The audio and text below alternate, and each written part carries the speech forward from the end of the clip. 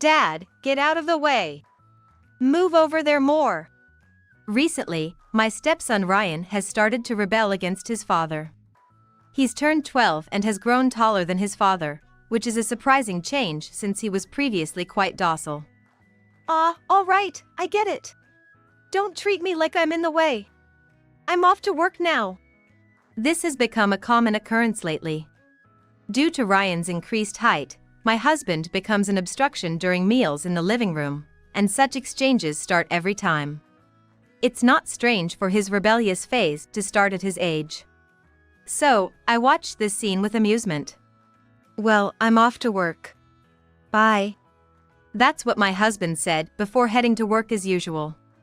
I work as a nurse, and because I mostly have night shifts, I tend to go back to sleep after preparing breakfast.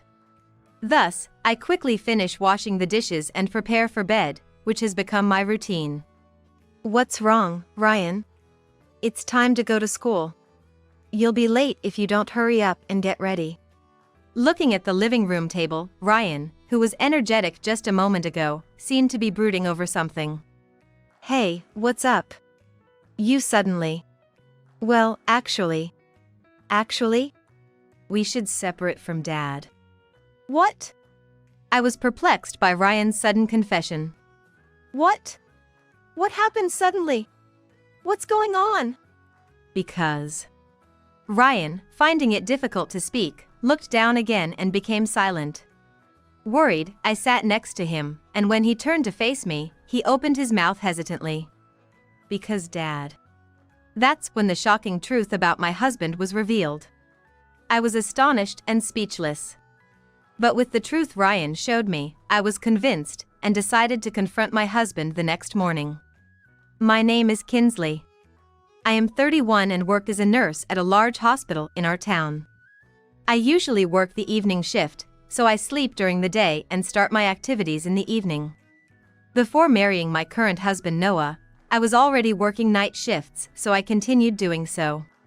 Noah works as a preschool teacher, and we met when he once came to the hospital accompanying an injured child from the daycare center, and he fell in love with me at first sight and decided to marry me. Nice to meet you, Ryan. From now on, I'll be your mom, so please take care of me. Yeah. Noah had a son from a previous marriage, and after the divorce, he had been living with just the two of them for about 2 years. When we got married, Ryan was only 5 years old and was shy, and because of his nature, he was initially wary of me. The reason Ryan was fearful of the mother figure was because Noah's ex-wife had been abusive towards him, making him detest the idea of a mother. I've heard from Dad. Your previous mom used to bully you. But you can trust me, I won't do that. I'm on your side, Ryan. I always spoke these kind words to Ryan. Because of this, Ryan gradually warmed up to me, and before we knew it, we were close enough to share our true feelings. Mom, what's for dinner today? At first, he hardly spoke, but now he's comfortable enough to call me Mom. That's great, Ryan. I'm glad you've gotten used to me as your mom. I was worried at first, but it turned out all right. Really? At first, you hardly talked to me, and you never called anyone Mom. It's because you're kind, Mom. If it weren't for that, I wouldn't have ever called you Mom. Now, we've become a heartwarming family. However, the only regret is the bruises left on Ryan's body by his previous mother.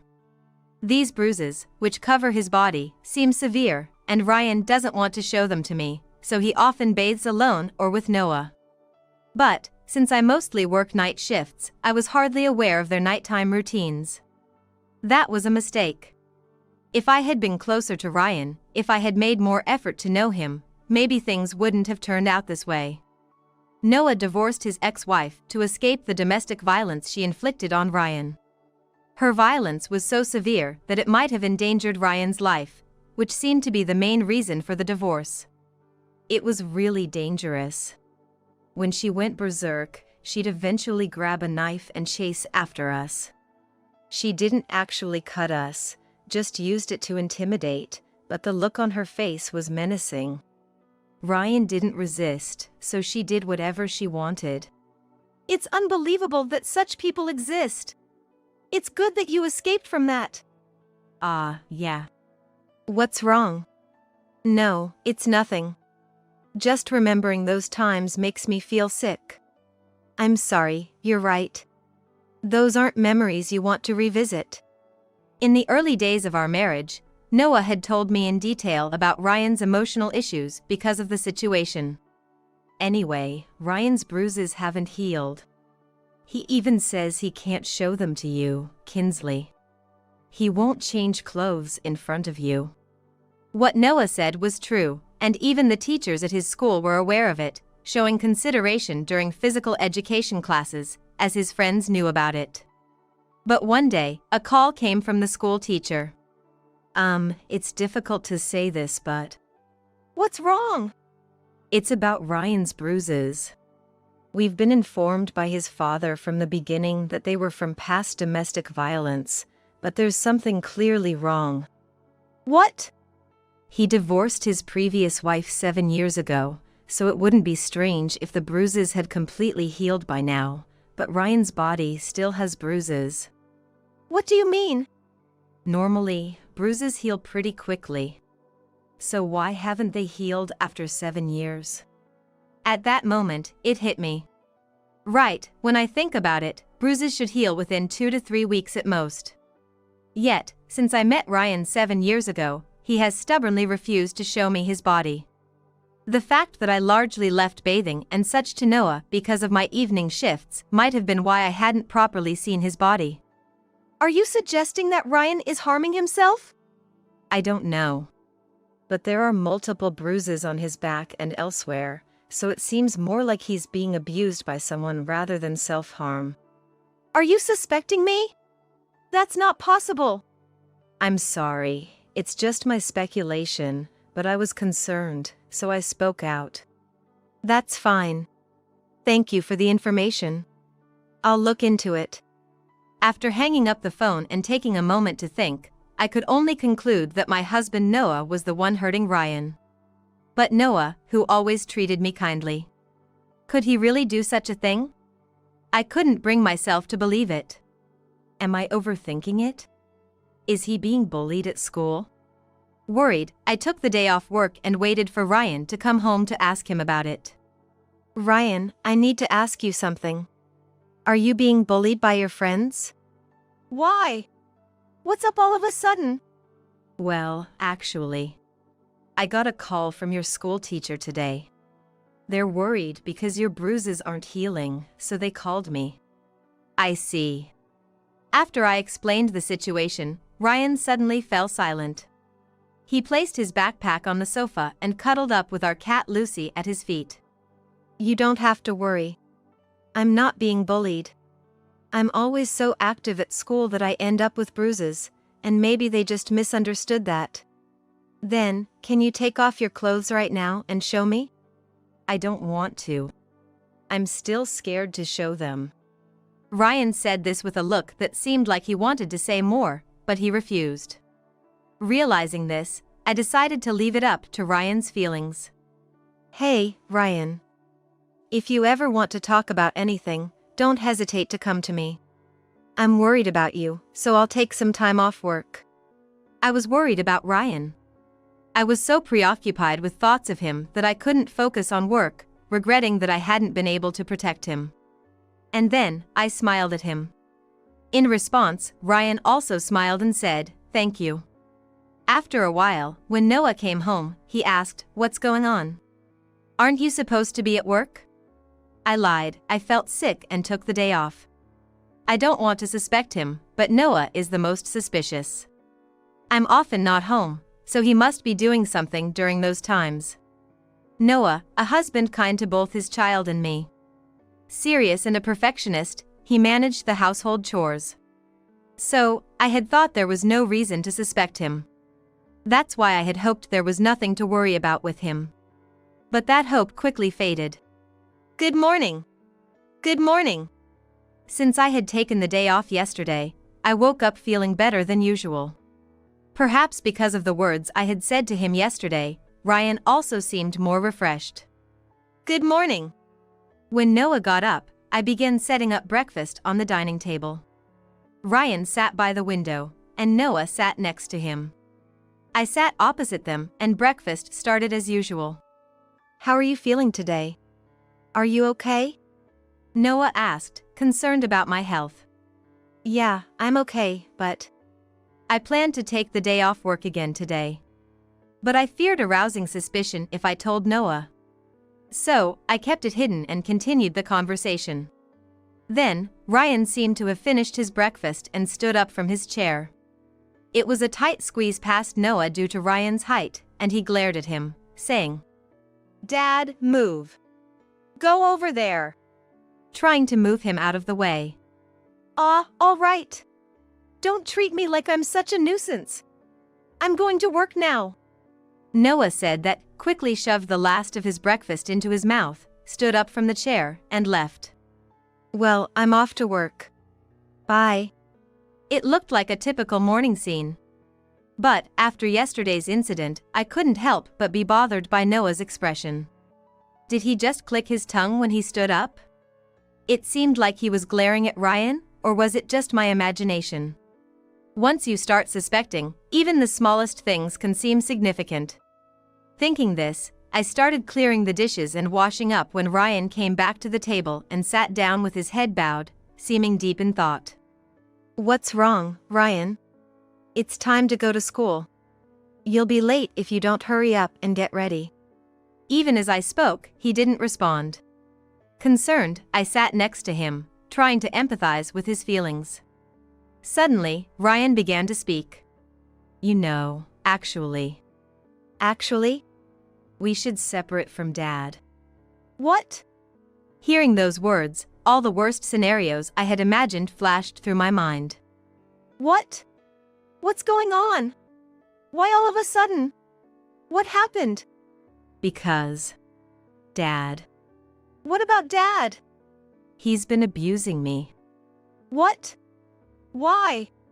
Ever since he split from my previous mom, he's been bullying me all this time.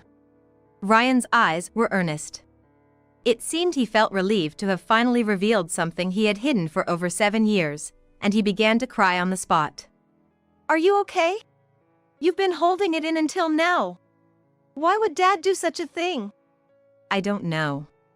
But Ryan pointed to a potted plant in the corner of the living room and said, What's up? I moved the cat's surveillance camera there, and it's been recording Dad bullying me. I think we can see everything on my phone if we sync it. Oh, really? When did you do that? I didn't notice. Encouraged by Ryan, I linked my phone to the camera app and reviewed the footage that had been recorded. The video showed Noah hitting Ryan multiple times, providing irrefutable evidence of the abuse. I can't believe this was happening when I wasn't around. I trusted Noah, and I never imagined. I was shocked by the videos. But more than that, I was unable to forgive Noah for hiding the truth that he had been abusing Ryan for 7 years. Hey, Ryan. Should we get back at Dad for everything he's done? Yes. And so, the two of us decided to take revenge on Noah. After the morning's events, Ryan tried to go to school, but he became emotionally distressed and fell ill after confessing about the abuse he had suffered from Noah. I feel so sluggish. You've been tense for so long, it's natural to feel this way once that tension is released. I'll call the school and tell them you need to rest today. I said this and contacted the school, then spent the day with Ryan. It felt like it had been a long time since we had a day like this. I'm sorry for making you suffer all this time. No, it wasn't all bad. Dad is really kind sometimes. Ryan's statement was meaningful. I wondered, why would he say that if he was being abused? But Ryan soon explained. Dad, when he hits me, sometimes says I'm sorry, forgive me. Maybe he doesn't really want to do it? I sometimes think that, but I don't know the real reason. That's strange. Why would he say that while doing it? Hearing Ryan's words made it harder to understand the meaning behind Noah's abusive actions. The abuse usually happened either in the bathroom or in the living room, and Noah's violence would start suddenly. Sometimes he would hit Ryan without saying anything, other times he would hurl abuse. And occasionally, he would apologize and cry while hitting him. It's a mysterious kind of abuse. Only Noah knows why. We have to confront him and ask about all these inexplicable actions. Ryan and I talked about various things until Noah came home. We talked endlessly about Noah's abuse, and how Ryan had come to like me, enjoying our meaningful time together. I'm home. What's up, Kinsley? Did you end up taking the day off again? Noah said as he walked from the entrance towards us. Yes, I just didn't feel well. As I responded, Noah peeked through the living room door, smiled gently as usual, and hung his coat on the hanger. Take care of yourself, Kinsley. Your job is tough. His kind words sounded so normal. It was hard to believe he was capable of abuse. Especially considering he's a preschool teacher, it made it even harder to believe. It seems my patience had reached its limit. Everything Ryan had told me was true, and I had verified it through the surveillance camera footage. The undeniable truth was there. You're home early today, I said casually, and Noah looked a bit suspicious as he responded, "Oh? Is that so?" Just a feeling, I said and moved closer to the dining table, sitting on the opposite side of Noah. At that moment, Ryan came out of his room and opened the living room door. Mom, I'm feeling a lot better now. Seeing Ryan in his pajamas, Noah looked confused and glanced at me. He felt ill today and missed school. Looks like he's feeling much better now.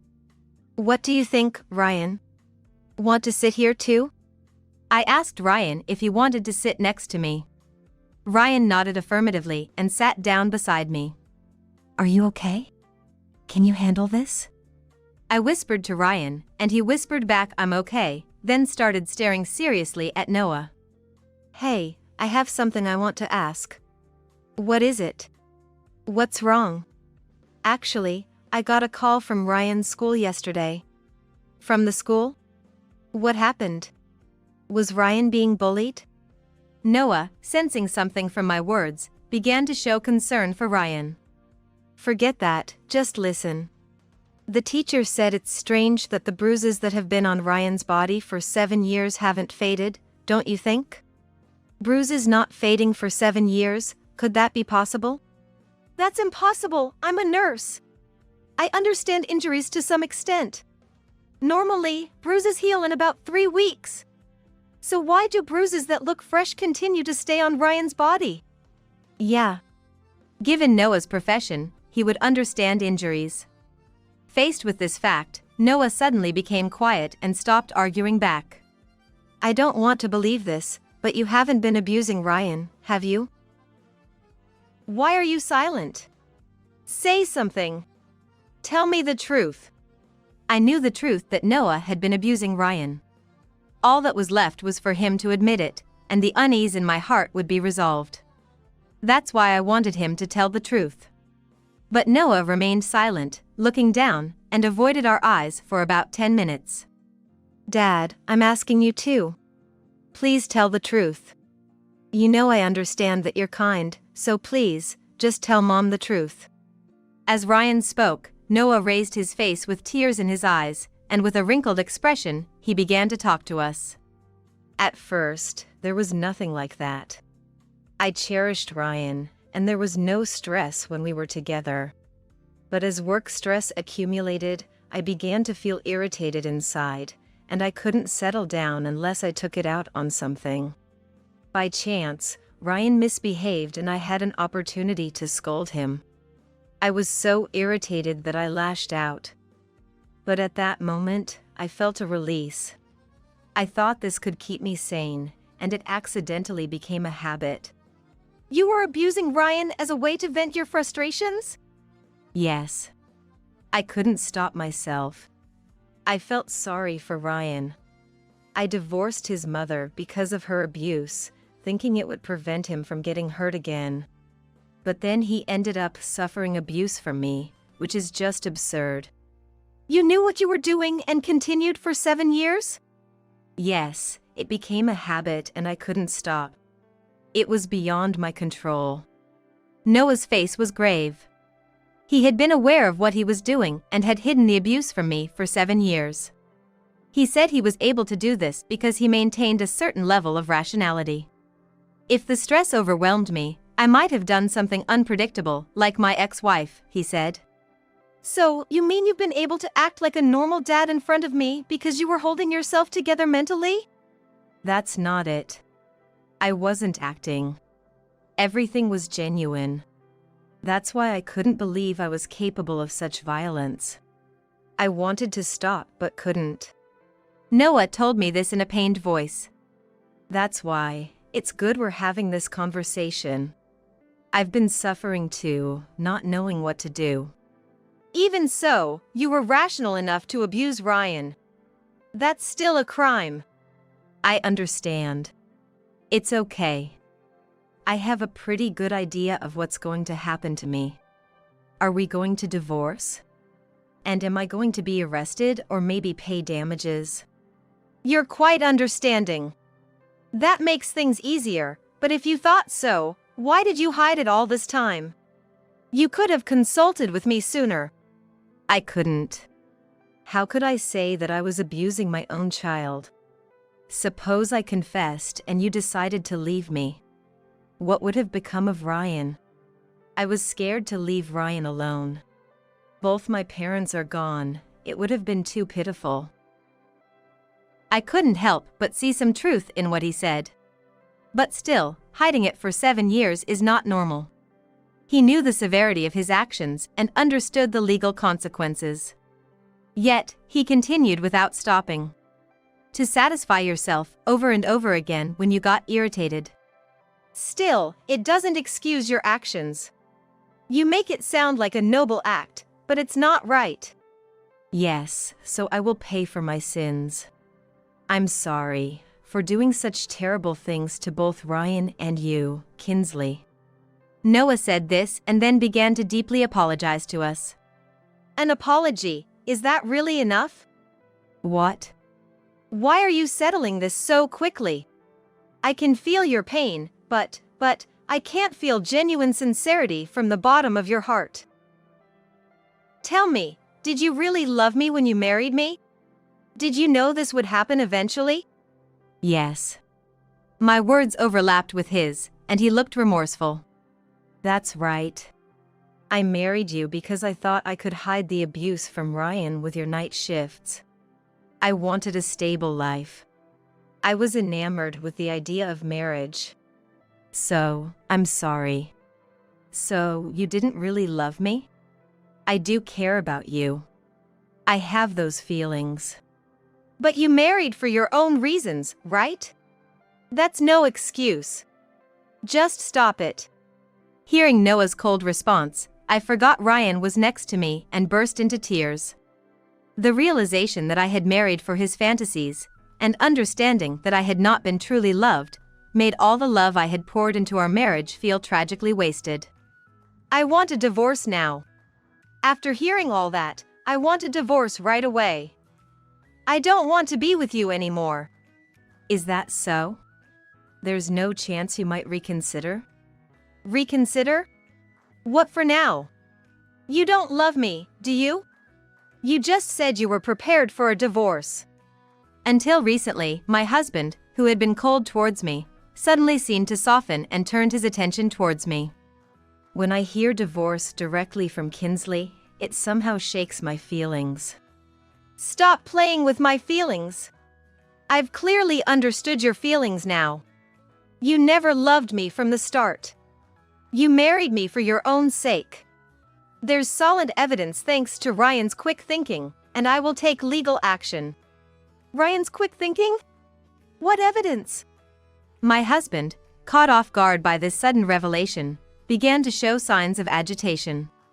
When we got a cat, you bought several cameras for surveillance, remember? You made sure not to install any cameras in the living room to keep your abuse hidden. I knew that. So, I moved the cameras on my own to ensure they'd capture what you were doing to me. I see. That's smart. You found a way to protect yourself. At first, my husband looked like he wanted to say something, but then he switched his expression, looking remorseful, and spoke to Ryan. I need to apologize to you too. I'm sorry. I've been only violent towards you. That's okay. No need to apologize. I know the kind parts of you. I know you love me and Mom. But I still can't forgive what you've done to me. Just when Mom and I got along, now you'll be gone from us? Why did you do such a thing? Stupid. Dad, stupid. I loved you. Ryan, overwhelmed by his emotions, leaned over the table and cried loudly. Neither I nor my husband could find the words to say. More than any words we could have said, Ryan's outburst weighed heavily on our hearts. Words that cannot be replaced, too heavy to bear. The most precious words from a child who thinks the world of us. These words touched not just my emotions, but also placed a heavy burden on my husband's feelings. Yes, Ryan should have been the most important to me. Yes. I was just releasing my emotions on Ryan, to relieve my stress, to keep my sanity. Saying I'm sorry or forgive me meant nothing. They were just empty emotions, and with that, I hurt Ryan. My husband felt more remorseful than ever, stood up from his chair, went to Ryan, and began to rub his back. I truly apologize from my heart. I wasn't thinking about you at all. I was selfish, not considering your feelings at all. Forgive me, I think we will be apart now. But remember, this experience has made you stronger. Can you look after Mom from now on? Why are you saying such sad things? It's unavoidable. I have to be away from Mom and can't see you either. Understand. It doesn't have to be that way. Even though you were violent, you were also kind. We laughed together occasionally. You played with me. And yet you say we should be apart just like that? Stupid Dad. This morning, when Ryan confessed about my husband, there was a resolve in his eyes. He loved my husband but couldn't endure the abuse any longer, so he confided in me. He was also aware that this might lead to our separation. Perhaps that's why Ryan chose to sit next to me, wanting to hear the genuine words. But those words were too cruel for a young child like Ryan. Even with his resolve, the reality of separation brought overwhelming sadness. He didn't really want to hear those words. That's why Ryan did his utmost to convey his feelings to my husband. Please, don't shake Ryan's emotions any further. It will hurt his heart. I understand. With that, my husband gently stroked Ryan's head and quietly left the house. Ryan, exhausted from crying, fell asleep at the table soon after. I carried him to bed, and as I did, a wave of sadness overwhelmed me. I really did love Noah, you know. He's fundamentally a good person. If only that habit hadn't surfaced, I would have continued to love him forever. As I spoke, I patted Ryan's sleeping form and lay down beside him, burdened by the weight of our situation. I can't take tomorrow off from work. I have to go pick up the divorce papers, and if it's going to be just Ryan and me from now on, I can't afford to be down. I reminded myself of this as I quietly left Ryan's room. The next morning, Ryan entered the living room with a refreshed expression, as if the crying from the day before was just an illusion. Morning, Mom! His voice sounded more energetic than usual, though there was a hint of forced cheeriness. Are you okay? You're not still upset about yesterday, are you? Yeah, your words yesterday gave me courage. Thank you. Ryan said this to me.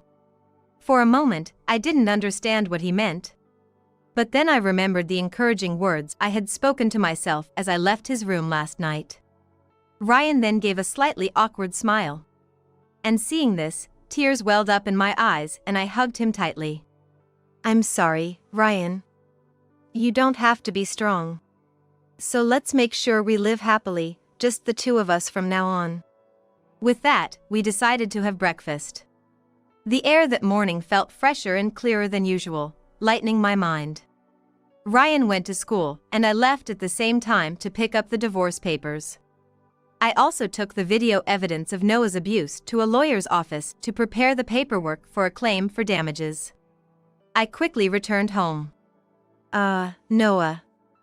The divorce papers are ready, so come by whenever you have time. I called my husband as soon as I got home to inform him that everything was prepared. That evening, the doorbell rang unexpectedly early. I never thought you'd come this quickly. I don't want to keep doing the same thing and bothering you. Let's get this all settled before Ryan comes home. Noah said, and then immediately filled out the divorce papers. You're really serious, aren't you? Yes, that's why I quit my job at the daycare. What? Why? A guy who abuses his own child has no right to be a preschool teacher.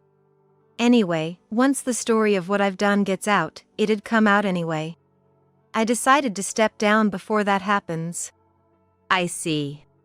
I knew Noah was serious and meticulous when we got married, but I never realized just how much until now. Why couldn't he stop abusing Ryan, even though he was capable of taking responsibility for his own actions? I found myself wondering about that. But I felt that maybe his excessive seriousness led to too much stress, which then turned into violence. Hey, I won't be able to see Ryan anymore, right? Suddenly, Noah's eyes filled with sadness as he spoke to me. Why bring this up all of a sudden? It just hit me all of a sudden. I'm starting to feel the loss. Ryan has come to terms with it. Maybe it's not possible now, but perhaps you'll meet again somewhere down the line? Maybe.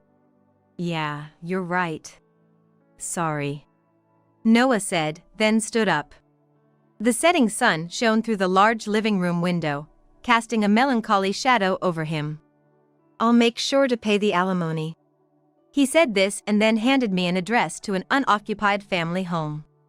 I'm glad I haven't had to demolish my childhood home yet. I guess the alimony paperwork and other stuff will start coming in, right? Send them there. Also, I might need some help moving my things. It's okay to dispose of anything too big. Noah then left. I don't know what happened to him afterward. I assume he's somewhere working hard, perhaps still dreaming of the day he might meet Ryan again. And though Noah is gone, our lives have continued much as they always have. Weeks passed, and Ryan's bruises healed completely without a trace. Perfect! All the marks are gone. I had them thoroughly checked at the hospital where I work, and they were properly treated. With the change in our family circumstances, I switched from night shifts to morning and evening shifts, and now we are living a meaningful life together. David and Samantha are coming home to give birth, so you need to leave. My mother-in-law coldly declared. My eldest son and his wife are scheduled to return in 3 days. Me? Not understanding the meaning, I was dumbfounded when she continued, yes, we don't need you to play the role of a mother anymore. You've served your purpose a long time ago. Now, David and others will live here, so please leave by tomorrow. I had known I was not accepted as family since the day I got married. I have been treated as my husband's wife until now, but I never thought I'd be told to leave after so many years. You are a failure who can't bear children. We allowed you to experience child rearing. You should be grateful. We have no obligation to support you anymore. Even Michael is tired of you. Michael too? I swallowed hard. If this is not just a conspiracy between my mother-in-law and David, then I don't need to be considerate to my husband anymore. They are foolish to drive me out, but it's my mother-in-law who lights the fuse. What happens to this house from now on is not my concern. They should face the reality that they could have ignored. I am Chloe Robinson, 45 years old. I live with my husband and mother-in-law near a popular area close to the station in New York. The accessibility to the central part is outstanding. At the time of house hunting, my husband, who had just been promoted to section chief, was particularly concerned about this. The rent is high, but there are many rooms, and it was worth the slight stretch. My husband Michael is 8 years older, divorced, and we met through a friend's introduction. His kindness and tolerance, unique to older men, gave me a sense of security, and we decided to get married after 2 years of dating. Even after I told him that I can't have children because of a past illness, his attitude remained kind. Conversely, even after hearing about his circumstances, my feelings did not change. My husband had a son, David, from his previous marriage. I'm truly sorry to ask you, a first-time bride, to live with a parent and son. I will not cause you any other trouble. I will definitely make you happy. My husband promised. He even suggested moving to a spacious apartment to prepare a room for me so I wouldn't feel stifled in the new home. David will be turning 10 this year, and with his grandma around, I think hardly any hands are needed. So there's no need for you to forcibly become a mother. After divorcing his previous wife, my husband had been living at his parental home, receiving childcare help from his in-laws. Years later, my father-in-law passed away in an accident, and my mother-in-law seemed to have been taking care of David as a mother. David wouldn't meet my eyes from the first time we met. I figured it was just shyness, or maybe it was the difficult age, so I didn't mind it. As long as he accepted me as a housemate, I was fine with that. My mother-in-law was a quiet and elegant person. Even when I visited for a marriage greeting, she was polite, and I thought we could get along living together. I'll prepare the meals as usual. Michael often comes home late, so it's fine if meal times are different. Chloe, I'll ask you to take care of cleaning and laundry. Understood. Thank you very much. After getting married, I changed from being a full-time employee at the pharmacy to a part-time one. I started to work slower in the morning to share household chores, and I usually got home around 8 p.m., but the meal was always prepared when I arrived. I was thankful for this living arrangement. My mother-in-law and David would have their meal before, and I was always alone. Though I felt somewhat sad about being married and eating alone, I accepted it as our style. However, it turned out that my mother-in-law never thought well of me and had no intention of accepting me as a family. David, you have a sports day coming up before summer, right? When is it? We'll all go to cheer for you. A while after our marriage, I spoke to David, whom I still couldn't get close to. Yeah. No, Interrupting David's hesitation, my mother-in-law cut in. We'll go to the sports day, just Michael and me. Chloe, you don't have to worry about it. Misinterpreting my mother-in-law's words, I thought she was being considerate. I can take a day off work, let's all go together. It's fine. You are Michael's wife. The family for David is still just me and Michael. I was considerably shocked. When I spoke to my husband about it that night, Mom was always clinging to David. She probably thinks you're going to take David from her. I'll talk to her. Eventually, I also started participating as a mother from that year's sports day, but aside from school events, there were almost no opportunities for David and me to be alone together. Sometimes David seemed like he wanted to say something, but my mother-in-law always intervened. I learned it later on, but it seemed that my mother-in-law had been bad-mouthing me to David. Chloe was saying she could be happy alone with Daddy if you were gone. She's a terrible person, right? Daddy is surely being deceived by her. It wouldn't be strange if a boy in his sensitive years developed distrust towards me after hearing such things. It's a sickening story, but back then, I never thought that my mother-in-law could do such a thing. After graduating from high school, David immediately moved in with his girlfriend who he had been dating, and left home. After getting a job, a year later, David registered his marriage with his girlfriend without having a ceremony. When David left home, it was surprising how my mother-in-law stopped doing household chores. Instead, it seemed that bullying me became her only pleasure. She didn't cook anymore, just sat at the dining table waiting for me to come home. I went straight to the kitchen to make dinner without even sitting down. You really are inefficient.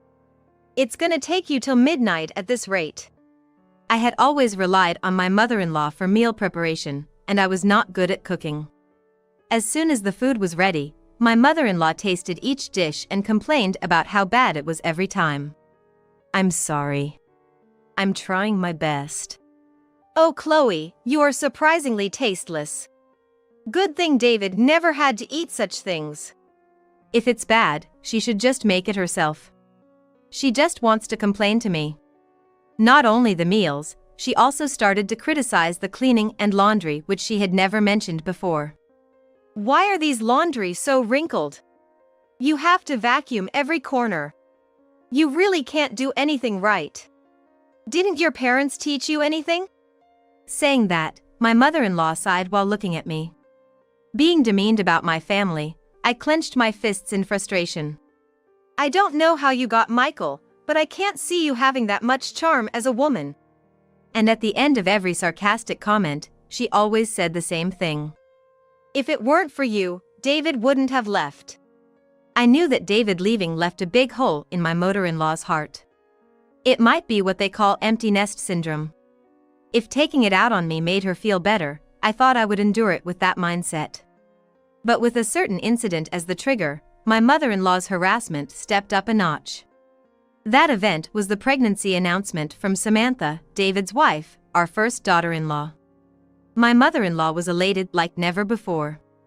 A baby from David. It's definitely gonna be cute. Oh, it's my first grandchild. Seeing the two so happy made me happy as well, but my mother-in-law's joy was extraordinary. The main reason my mother-in-law was so thrilled was probably because David asked her, "Grandma, can Samantha give birth in the hospital near you and stay at your place after the birth?" Samantha's parents live an hour away by plane, and there's no one here she can rely on, so they asked to rely on our home. Of course, my mother-in-law couldn't refuse David's request. Phone calls from David became frequent, and my mother-in-law's tension skyrocketed.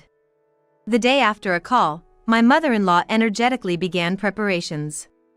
From cleaning David's room, preparing futons, to creating a list of baby items, it seemed she had grandchild fever. Naturally, when I returned from work, I had to join in. Chloe, I've swept David's room, so please wipe the floor and windows. Also, please wax them.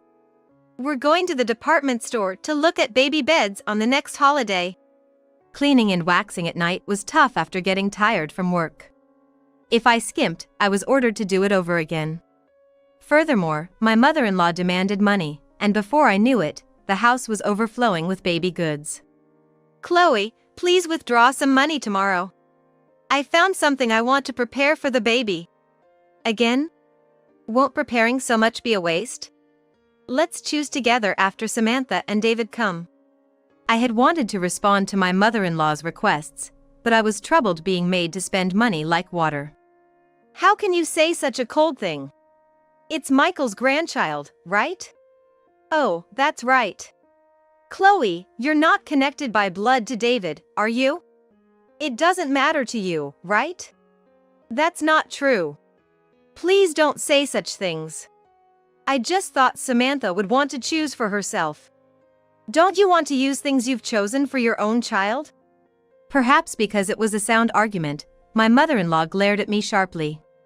I thought I had said too much, but it was too late. My mother-in-law, without saying anything and with a frustrated look, returned to her own room. I did reflect, but I was also shocked to have been talked about like that regarding David. The next morning, my mother-in-law still hadn't gotten up, seemingly still angry. My husband was leaving for a 3-day business trip that day, so he said through my mother-in-law's door, "I'm leaving." Please don't dampen Mom's excitement about her great-grandchild. She hasn't been herself since David moved out. You were worried too, weren't you? Yes, but if she spends so much money, we'll be broke by the time David and the others come. My husband immediately scowled. Are you saying it's because my earnings are bad? I'm not saying that. My husband, saying it was fine, left with an unsatisfied expression. It's always like this when it comes to money matters. Since I'm the one managing the money, I can't help but think about the future. Of course, there was a reason for worrying. We've been married for 13 years. I've really had a comfortable life with my husband, Michael. You can use your part-time job money, Chloe, just for yourself. Since Michael said so, I've been saving all the money except for my allowance. Even though it's in my name in the bank book, I consider it our shared property. But the performance of Michael's company has worsened, and his salary has dropped to 2/3 of what it was when we got married over these 5 years. There's a fear whether the company will last until his retirement, but it didn't seem like he was considering changing jobs. Maybe he can't let go of his manager title in front of my mother-in-law. Now, I'm paying the rent, and Michael is paying for living expenses. I've kept it a secret from my mother-in-law to save my husband's pride. I took off work a bit early that day to apologize to my mother-in-law. When I got home, my mother-in-law was already sitting at the dining table waiting for me. "I'm sorry about yesterday. I said too much." My mother-in-law didn't respond. Instead, she hit me with something out of the blue. "David and Samantha are coming back home to give birth, so you should leave." My mother-in-law said it with a cold voice. David and his wife are scheduled to return in 3 days. Huh? Me? Not understanding, I was dumbfounded. Yes, we don't need a mother role anymore. You've outlived your use a long time ago. From now on, David and the others will live here, so please leave by tomorrow. I knew I had not been accepted as a family member since we got married. I had been treated as my husband's wife until now, but I should have doubted it when David came home with us for the birth. "We even let an incompetent, childless person like you have child-rearing experience. You should be thankful. We don't have an obligation to support you anymore. It seems like Michael is tired of you too." Eh? Michael too? Yes, isn't he probably getting along well with his new girlfriend by now? I swallowed hard. There's no way. Certainly, my relationship with my husband has been thinning lately. Was it a pitfall to think that it was limited to my husband? If you think about it, there was no business trip until a year ago. Understood. I will dine out today. I grabbed my bag and staggeringly left the house, walking earnestly. I wanted to calm my heart that was greatly upset about my husband. While walking, I tried calling my husband's cell. Even being told that by my mother-in-law, I still wanted to consult my husband. After calling multiple times without an answer, I called his company and was told, he is on a break until the day after tomorrow. The credibility of what my mother-in-law said is increasing. Is he really traveling with a woman? Bad imaginations surged one after another, beating down my heart and tears came out. While walking staggeringly, a bar behind the station caught my eye. It was a shop that we often went to when we moved. I thought it still existed while I went through the curtain. "Welcome." The master's expression clouded for a moment as our eyes met, and then he gave a slight nod. Does he remember me? "Master, long time no see. It's been about 8 years. I used to come here often with my husband. Long time no see. I remember." Sure enough, I inadvertently smiled. At the same time, I felt my heart loosen. "May I have a beer and a combination of grilled chicken?" Yes. The master has always been a man of few words, and that hasn't changed. I put my cell phone on the table and the standby picture shined. It was one taken with David when he turned adult. He looks good in the slim suit we chose together. I really wanted to get along more as a family. As I was gazing, a part-time girl brought beer and grilled chicken. As I gulped down the chilled beer, I felt as if the fatigue of my heart was also washed away. I wonder if it's possible to move tomorrow. When I searched, I found a moving company that can do it the next day. I also checked for junk buyers and saved 2 in my favorites. On a whim, I changed my phone's wallpaper. It feels like my head is completely clear. Both the beer and grilled chicken taste exceptionally good. Now, I'll go home and think it through carefully. When I started walking out of the restaurant, I was stopped with a "excuse me" from behind. Turning around, a girl, an employee from the restaurant, was running towards me. "Are you Mrs. Robinson by any chance? I happened to see your screen wallpaper just now." Yes, I am. It felt like an act of God. "Your husband, He's having an affair with one of our employees.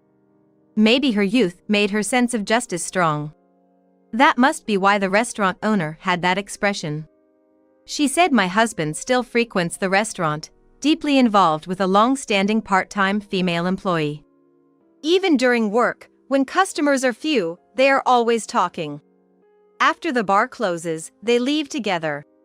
They're always so clingy, it's really disgusting. At her candid thoughts, I can't help but give a bitter smile. We exchanged contact details. If something happens, I'll contact you, she said. Those words felt supportive in my lonely battle. What my mother-in-law had said was true.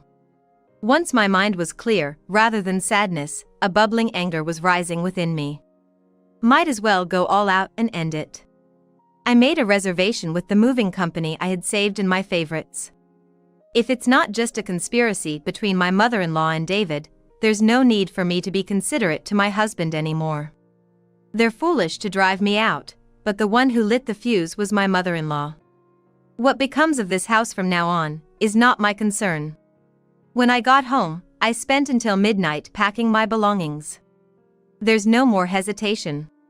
At exactly 2 p.m., the scheduled moving company arrived. As you told me, I'm leaving today.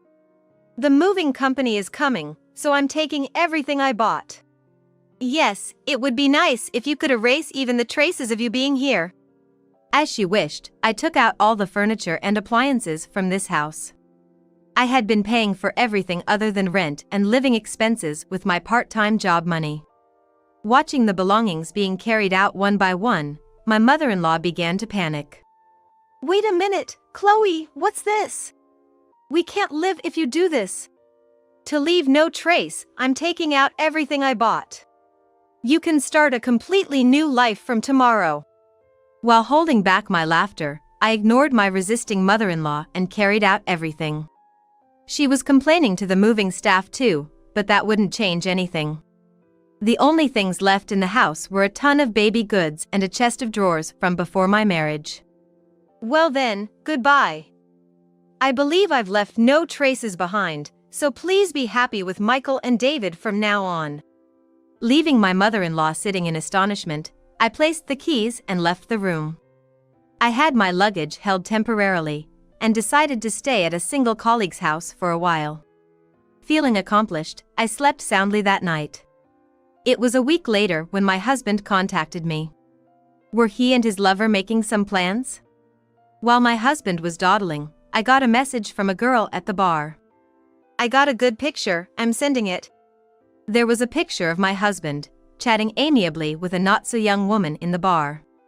The girl, perhaps feeling a sense of justice, must have followed them after closing. Photos of the two entering a hotel were also attached. Even in such times, it seemed the affair was ongoing, and the last bastion of my husband cleanly dissipated. I asked her to find out the woman's name and address for me. When all the evidence of the affair was prepared the next day, my husband called. Where are you now? David and Samantha are here. Aren't you coming back soon? No, I'm not coming back. Your mother told me to leave. I'm done. Aren't David and Samantha gonna live together now? I knew it. David and his wife are moving in because they have no money. I heard that after graduating from a vocational school, they've been changing jobs, and now they're working part-time. No, I want you to come back. When I went to the pharmacy, I heard you're taking a break for a while. Do you have a place to stay? Yeah, I'm fine, so don't worry about me. Your mom and David must have hated me. They'll be glad to live freely without me. My sarcasm leaves my husband at a loss for words. He's been turning a blind eye to the fact that his mother and David have not accepted me as family. Well, it's fine. I have something to talk about too, so I'll be back there once. Yes, I have to put the finishing touches for the sake of my future life. Please, I beg you, my husband replied in a slightly relieved voice. And later on, I returned to the house after a long time. There were some new furniture and home appliances in the house. When David and Samantha saw me, they greeted me with a nod, remaining seated on the sofa. As I sit down on a chair, my mother-in-law, sitting in front of me, glares at me with a scary face. The atmosphere is bad. I should do what I need to do and leave quickly. Thinking so, David opened his mouth. What did you come here for? Took all the house stuff. Are you a devil? You've been living comfortably being supported by Dad. I sighed. I took everything because I bought it. I wanted all traces of me to disappear, just as you wished. But that's weird, right? You, just working part-time at a pharmacy, there's no way you have that much money. It seems that my husband still hasn't talked to my mother-in-law. When I glanced at my husband, he began to speak as if giving in. For a little while now, Chloe and I have been combining their earnings to get by. Then the stuff you took out is ours too, right? Caught for words, I decided to speak on behalf of my husband. Michael's company is doing badly, and his salary has plummeted. So for the past 5 years, I've been making up the difference. But that's not enough anymore, and now I'm paying the rent. My mother-in-law looked at him with surprise. I'm not just a part-timer, I'm a part-time pharmacist, and the hourly wage is quite good. Now I earn more than Michael. My husband awkwardly looked away at my words. My mother-in-law's eyes hurriedly darted between both of us. From now on, David will have to pay the rent. You're living here, right? You've been taken care of enough, now it's your turn to repay your grandmother.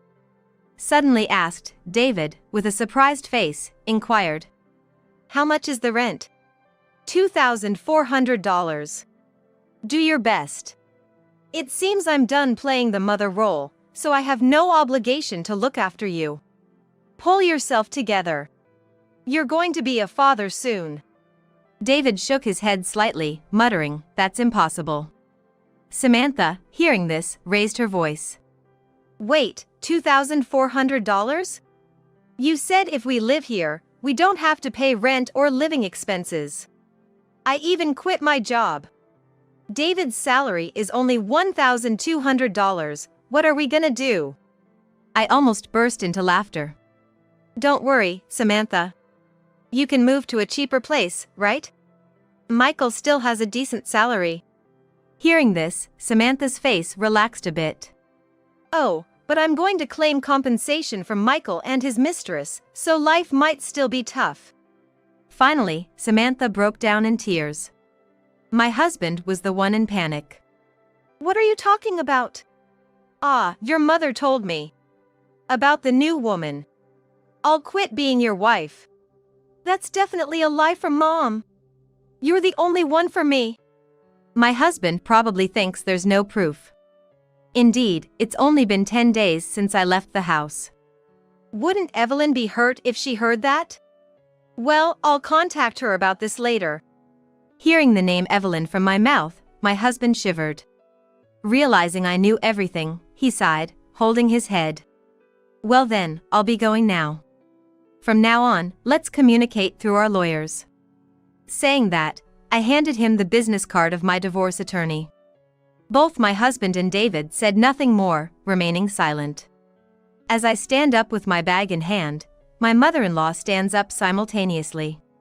Slamming both hands on the table, she shouts, What's this? This mess is all your fault, in a voice so loud it's hard to believe she's an old woman. I am instinctively infuriated too. It was you who said get out. You said Michael had another woman. You interfered with my relationship with David. It's all on you. Feeling something hot welling up inside my chest. I regret not pushing further into my relationship with David, not holding back because of my mother-in-law. It's not about David.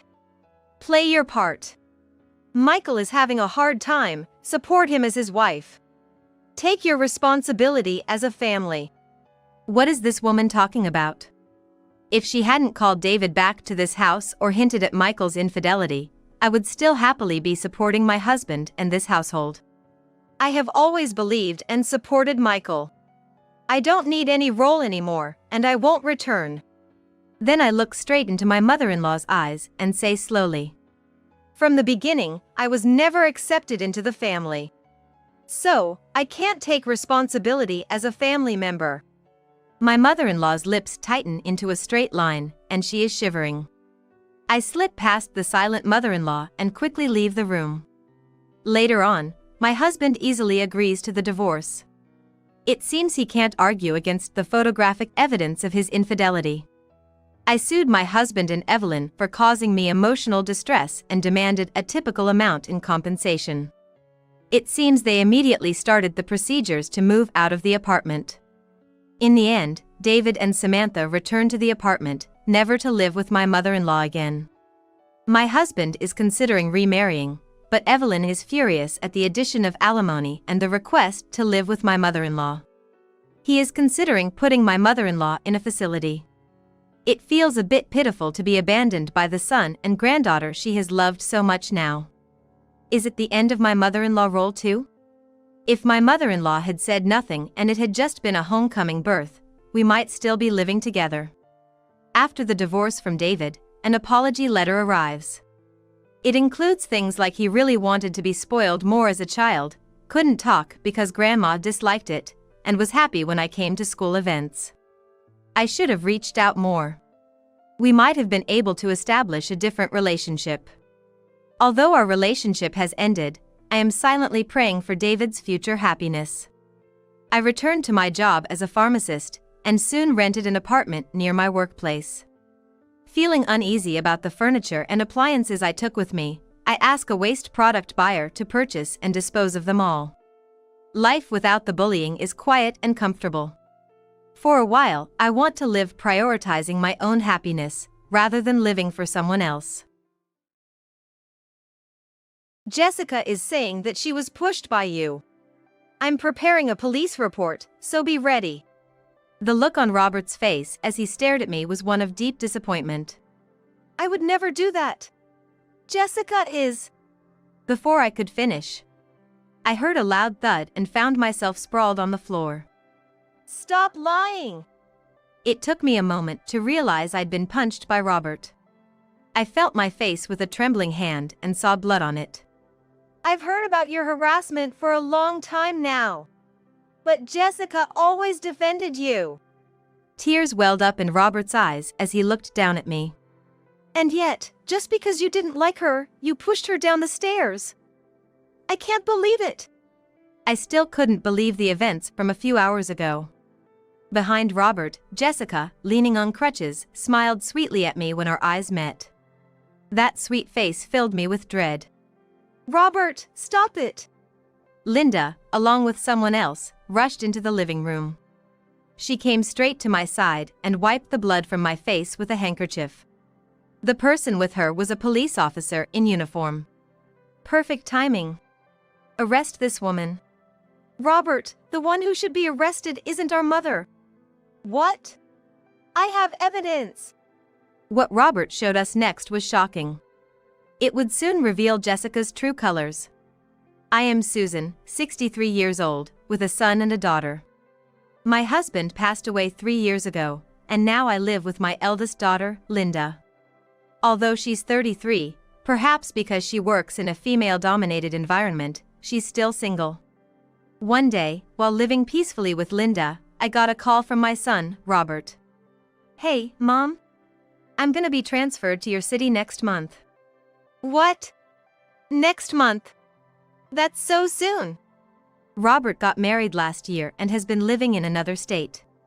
His company requires a lot of relocation, and he only visited during Christmas.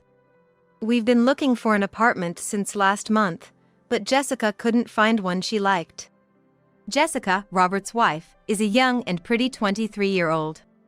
I don't know what she sees in my son, who's turning 38 this year, but he's head over heels for her. Can we stay at home until we find a place? Our house is close to the station, so it's convenient for commuting.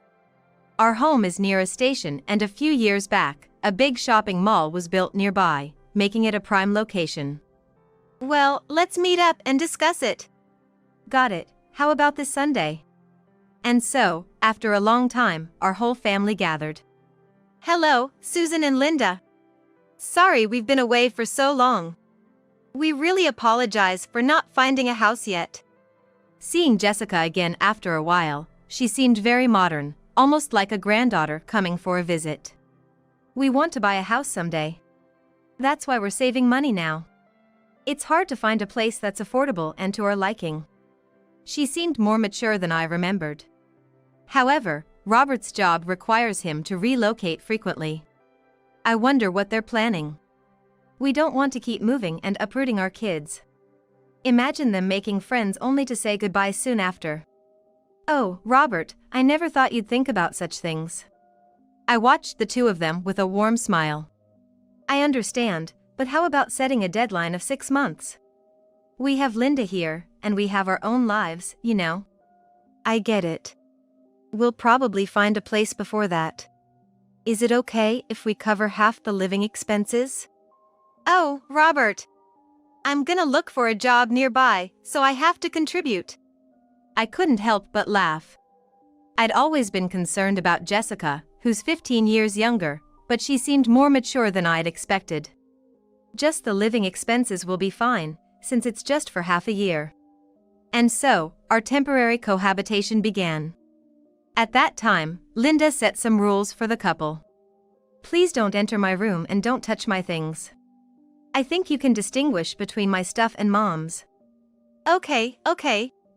We'll be careful. You really don't like people touching your things, huh, Linda? Jessica cheerfully responded. Looking back, Linda might have felt like she was being intruded upon from that moment. It couldn't be helped, Robert and his wife would be living on the second floor, where Linda's room was also located. Once they moved in, Jessica eagerly helped with household chores. She'd finish cleaning and laundry in the morning, leave to look for a job in the afternoon, and return in the evening to help prepare dinner. I absolutely love your cooking, Susan. My parents never really cooked, so I'm happy to be in the kitchen with you. Oh. Can I taste this? Jessica was very friendly and effortlessly closed the distance between us. She had a way of getting into your heart, just like a kitten. After a few days of living together, I could see why Robert had fallen for her. Today, I got a part-time job offer. About 2 weeks into our living arrangement, Jessica announced this at dinner. It's a job shipping interior goods. Sounds fun, right? 5 days a week, from 9 a.m. to 6 p.m. I'm gonna work hard. Are you sure? You don't need to overdo it. It's all right. It's for our future after all. But I might not be able to help around the house as much as before. But I'll make sure to wake up early and not cause any trouble. Her determination made me want to support her. That's fine. I'll take care of the house chores so you can focus on your job. The first few weeks are always tough. And so, I took over all the household tasks. If it was to support Robert and his wife, it was the least I could do. With Linda helping out on weekends, it wasn't too bad. Once Jessica started her job, she seemed exhausted when she came home. I was glad I'd taken over the chores. One day, I witnessed Linda confronting Jessica. Hey, Jessica. I told you not to touch my stuff. You've been using my cosmetics in the bathroom, haven't you? I'm so sorry. I'm saving money right now and can't afford to splurge. I'm truly sorry. Jessica apologized with a puppy dog look, but Linda didn't seem to accept it. Don't just use other people's things and save money for yourself. If you do it again, I'll get the money from Robert. Okay, I'm really sorry. I was concerned about Linda's frustrated demeanor, so I called her to my room that night. She told a surprising story. When Robert wasn't around, Jessica would come to her room and complain. She's telling me to move to the room downstairs since I'm in their way. She acts all sweet in front of you, Mom, but she's really not. Knowing Jessica's amiable nature, it was hard for me to believe Linda. However, the tension between them was evident in the following days. Linda would get irritated, and Jessica would apologize. It was a common scene. On a Sunday evening, while everyone was gathered in the living room, Linda was folding the laundry. Jessica, at least fold your own laundry. Just because you started working doesn't mean you get a pass on everything, right? I'm sorry. I just got a bit lazy. I'll do it right away. Please forgive me. I'm really sorry. Tears welled up in Jessica's eyes as she went over to take the laundry from Linda. Hey, Linda. There's no need to speak to her like that. Just help her out. Robert then wrapped an arm around a teary-eyed Jessica. Jessica looked up at Robert with watery eyes.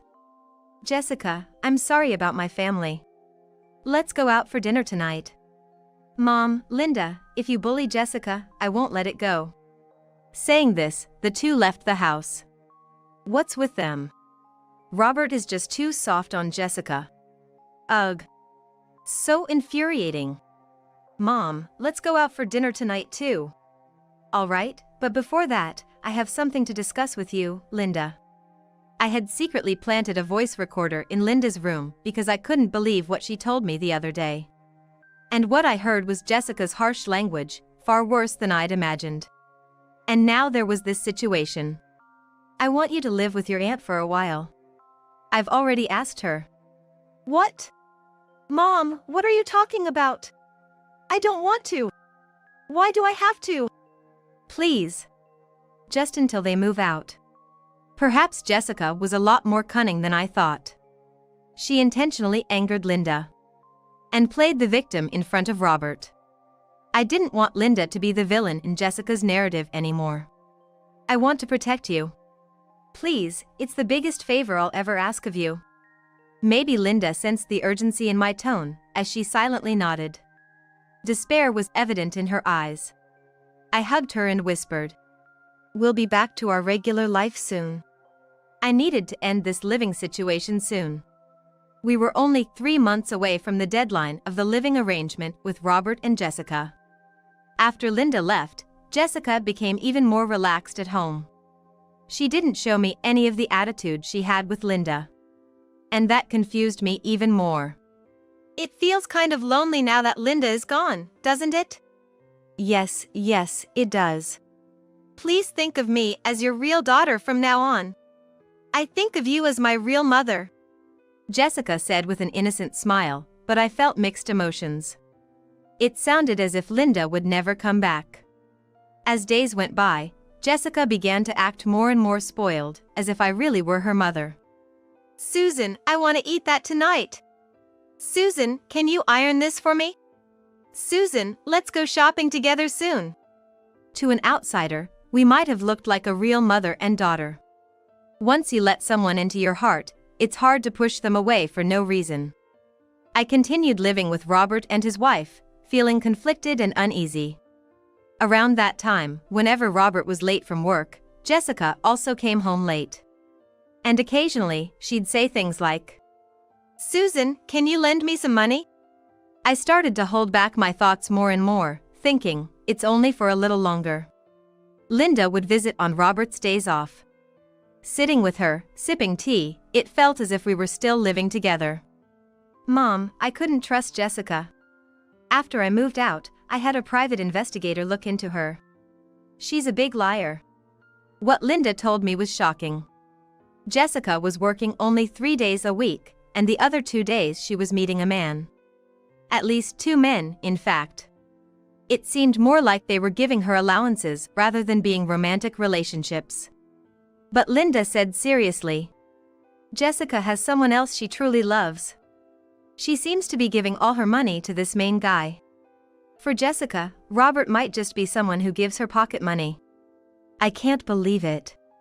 I was in a strange state of shock and realization. But I couldn't forgive her for involving and hurting my precious family. I'll gather more evidence and then talk to Robert. I don't want Jessica to do as she pleases, and I don't want Robert to get hurt. Linda seemed to feel the same way as me. I had been thinking I just needed to be patient a little longer, but that feeling was completely gone. I also needed to prepare for any unforeseen circumstances. Hey, have you guys found a place yet? It's almost the end of our agreed period. I hadn't heard much about their house hunting since we started living together. I had always wondered if they were really looking. Yeah, We checked out some places near my office the other day. Found a few good ones, so Jessica and I will go for a viewing soon. That's good to hear. What? Robert, you said you'd leave it to me. I like it here. Linda moved out, so why can't we just live here? I was at a loss for words. Jessica hadn't been looking for a place after all. I had been putting up with her recent behavior, thinking it's only for a little while longer. No, you have to honor our agreement. The only reason I asked Linda to leave is because we agreed it would be temporary. I can't ask her to endure this any longer. Well, there's no place better than this one. She probably didn't expect me to refuse. For the first time, I saw a disgruntled expression on Jessica's face. We can't stay here, okay? Even if we have to pay a little more in rent. Robert was desperately trying to soothe her, but Jessica stormed off upstairs. Maybe this was the last straw, because a few days later, a disaster struck. That day, I was trying to carry laundry down from the balcony on the second floor. I had washed sheets and was holding a large pile. Be careful, Susan. I'll carry it down for you. Jessica, who had apparently come out of her room, offered to help. Oh, thank you. As I handed her the laundry, Jessica smiled slyly. Susan, I always get what I want, no matter what it takes. Excuse me? I thought I had managed both Linda and you. Such a pity. I was confused, not understanding what Jessica was getting at. And the next moment. No! Mom, stop it! Suddenly, Jessica, still holding the laundry, dived down the stairs. I stood frozen at the top of the stairs. It felt like watching something in slow motion. With a loud thud, Jessica tumbled down. Robert, who was in the living room, rushed over to her. Jessica! Jessica! Mom, call 911! Snapping back to reality, I quickly called an ambulance from my cell phone.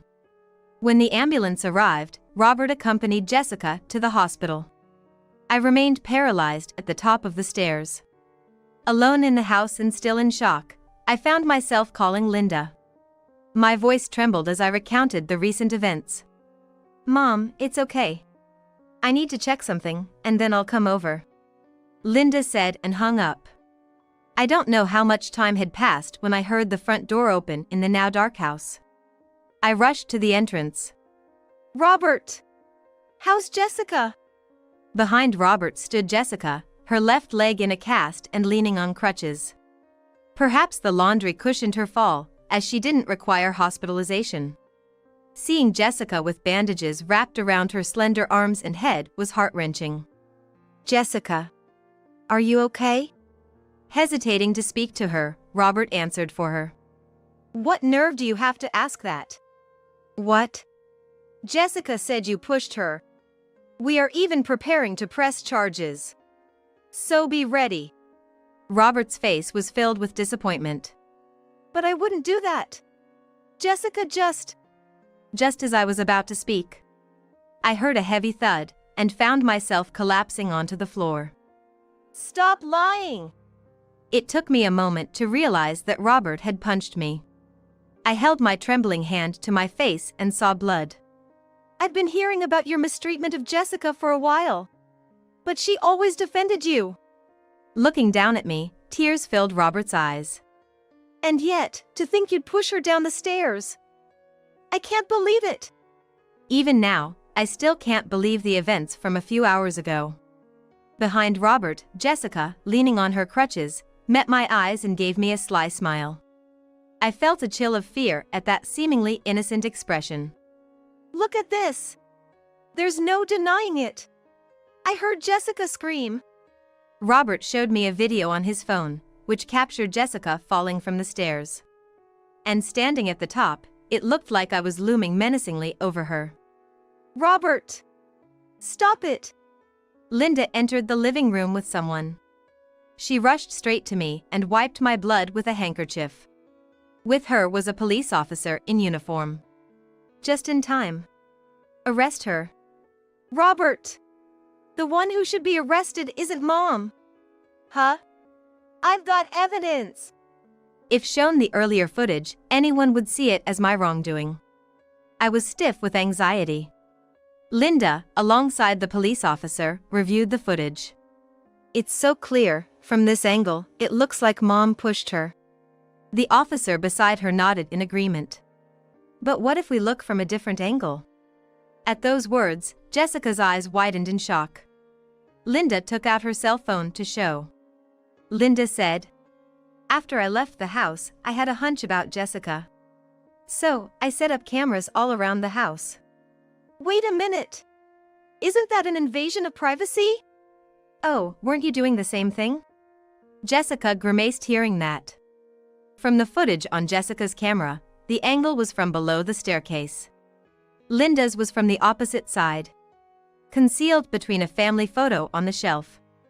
Being closer to the camera, the audio was clear as well. Oh. Is this a joke? She jumped on her own? It's scary. I got a call from Mom and checked the camera footage. Thanks to Linda, my innocence was proven. Jessica wanted to live here with her true boyfriend. After getting rid of Mom, she planned to get rid of you next, Robert. What? A few days ago, on the camera installed in Linda's room, Jessica was enthusiastically talking about her plans over the phone with her affair partner. After realizing the seriousness of this incident, Linda brought the footage to the police. Robert! It's not what you think. I did all this for us, for you and me. You know, she's got 2 other guys she's seeing, rich old men. I have pictures to prove it. No! Linda is just trying to frame me. Robert, believe only in me. Jessica still seemed to think she could deceive Robert, even after all that's been revealed. She looked at Robert with desperate eyes, begging for him to believe her. But I had something that would reveal Jessica's true intentions. It was time. You sure about that? I did my own digging, asked Linda about Noah. Upon hearing the name Noah, Jessica visibly flinched. Noah was her main squeeze. She must have really fallen for him, hard. Otherwise, she wouldn't have pulled a stunt like throwing herself down the stairs. And when I talked to Noah, both Linda and Robert looked shocked. I decided to visit the bar where Noah worked during the day. When I mentioned I was Jessica's mother-in-law, he was surprisingly willing to chat, perhaps to avoid any potential trouble. I retrieved a voice recorder from my room and played it back. Oh, Jessica? To be honest, she's a handful. I'm just being nice because it's my job, but she's way too obsessed. We were even considering banning her from the bar. What? I thought she was your favorite. Nah, she's just another customer. She's not even my type and doesn't spend much. If you see her, tell her she's a nuisance. The color drained from Jessica's face. For a popular guy like Noah, the amount Jessica spent on him was negligible. I didn't care if Noah was telling the truth. I just wanted to hear him speak about Jessica. It can't be. Noah wouldn't say that. We promised we'd be together forever. Oh? So it wasn't for Robert's sake after all? With a glare, Jessica lost her words as the officer apprehended her. Hearing Noah's own words must have hurt. We'll get the rest of the story at the station. As the officer began to lead Jessica away, Robert spoke up. Jessica, didn't I tell you can't live here? The house is under Linda's name. What the hell? Jessica turned around with a loud shout. Her face was flushed with anger, her emotions raw and visible. And with a fury that looked like she might lunge at Robert, she yelled. Just for that, I broke my leg trying to get rid of Linda and that old hag, but it was all for nothing. No money, no house, you're just a worthless old man. Jessica continued her tantrum as the officer restrained her and led her to the patrol car. Indeed, in my husband's will, it read, the house is to be inherited by whoever takes care of Susan to the end. Robert, having no intention of returning to his hometown, had declined his inheritance. Mom, I'm sorry, what have I done? Robert, despite his age, burst into tears. It was a relief that everything ended at just this. We were on the brink of letting Jessica single-handedly ruin our family. In the silence that enveloped our home, the three of us embraced each other. I was concerned for Linda, Linda worried for her brother and me, and Robert regretted almost letting his wife ruin everything. Being able to protect my precious family gave me profound relief. At the same time, I was deeply shaken by realizing the terrifying person I had inadvertently let into our lives. Jessica and Robert eventually divorced. Linda's investigative results and the footage from the surveillance camera proved useful in ensuring a smooth separation. Jessica was subsequently arrested. It seemed her plan was to oust me, take over the house, and then stage an accident to rid of Robert. Even now, recalling the ecstatic look on Jessica's face as she dove down those stairs gives me chills. If Linda hadn't installed that camera, I might have been unable to defend myself.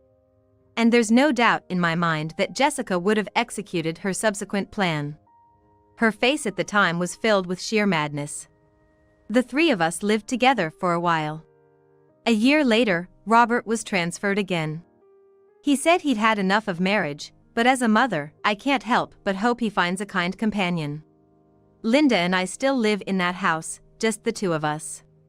While I hope for Linda's marriage too, for now, I look forward to enjoying our peaceful life together.